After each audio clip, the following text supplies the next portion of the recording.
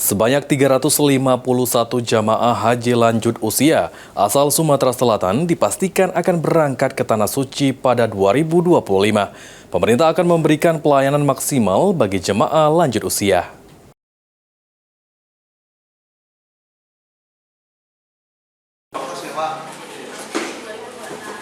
Sebanyak 351 jemaah haji lanjut usia di Sumatera Selatan dipastikan akan berangkat menunaikan ibadah haji pada tahun 2025.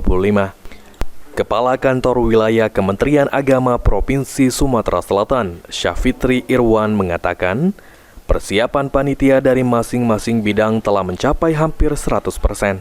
Saat ini pihaknya tengah fokus memberikan pelayanan maksimal kepada jemaah haji lanjut usia, mengingat jumlahnya yang cukup tinggi tahun ini.